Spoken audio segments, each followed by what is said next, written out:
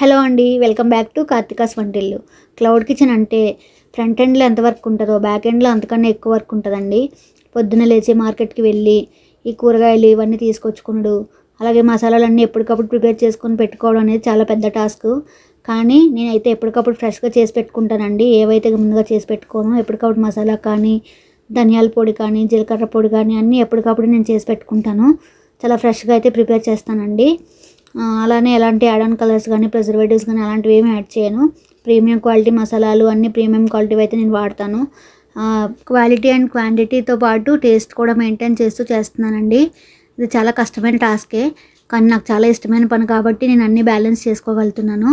ఏం లేదండి, నాకు కొంచెం సపోర్ట్ వస్తే చాలు, నేను ఎంత పనైనా నాకు ఈజీగా చేయాలనిపిస్తుంది. చాలా హ్యాపీనెస్ కూడా వస్తుంది. నాకైతే ఇదేం పెద్ద కష్టం అయితే అనిపించదు. కాకపోతే కొంచెం సపోర్ట్ దొరికితే చాలు. దయచేసి అందరూ నాకు సపోర్ట్ చేయండి. సపోర్ట్ చేసి మీరు ఫీడ్బ్యాక్స్ అవి ఇస్తూ ఉండండి. అప్పుడు నాకు ఇంకొంచెం ఎంకరేజ్మెంట్ ఉండి ఇంకాస్త బాగా చేయడానికి అయితే ట్రై చేస్తాను. Thank you for watching.